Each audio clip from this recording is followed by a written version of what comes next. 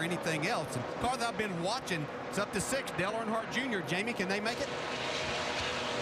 Dale Jr., they believe that they can make it on the right-hand side. Update on Jimmy Johnson real quick on the left-hand side. The engine guys just came over and told Chad Knaus, that's a tongue twister, told him to go full throttle and then back off early into the corner. So they're working with their driver, telling him to get around this 17. Meanwhile, Dale Jr. on the right-hand side, after everything that could have possibly gone wrong last weekend went wrong, they're having quite a weekend. They brought a different platform setup.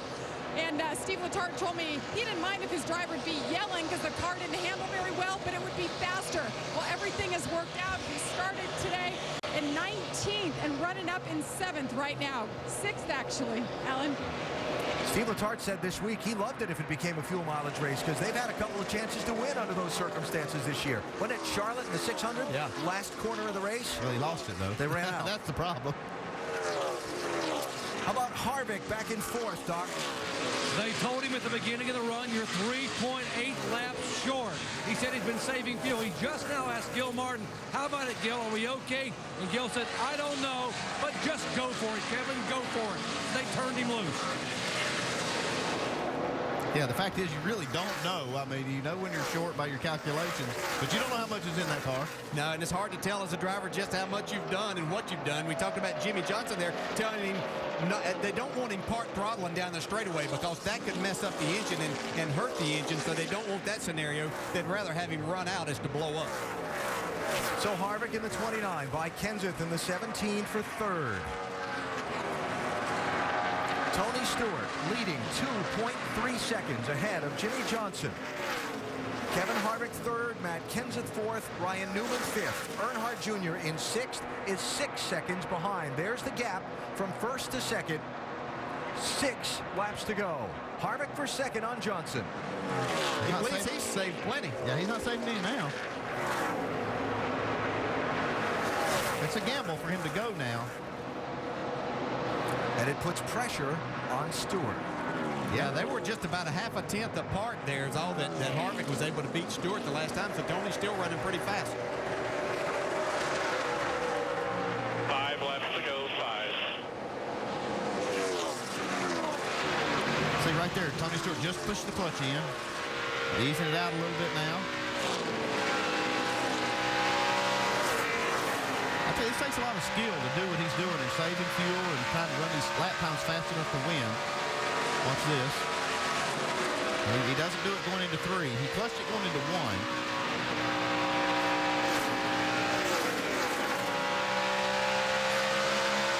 Harvick beat him by about a half a second last lap.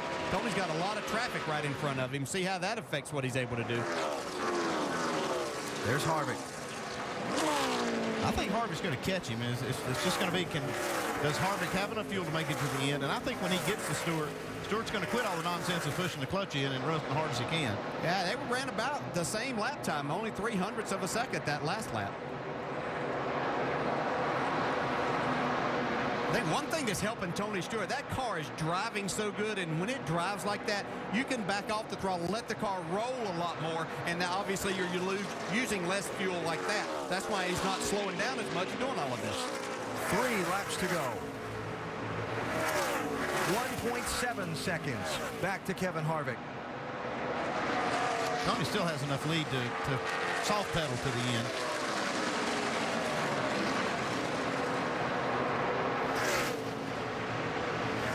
It was a year ago in New Hampshire. Tony Stewart led the first race of the championship. Ran out of gas while leading, coming to the white flag.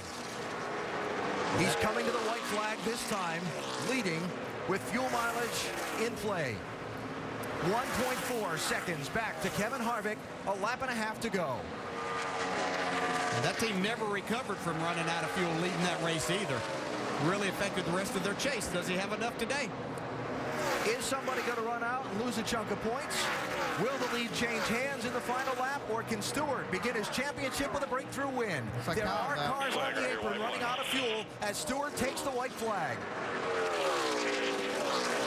It was Kyle Busch, Andy referenced a second ago, on the apron out of fuel.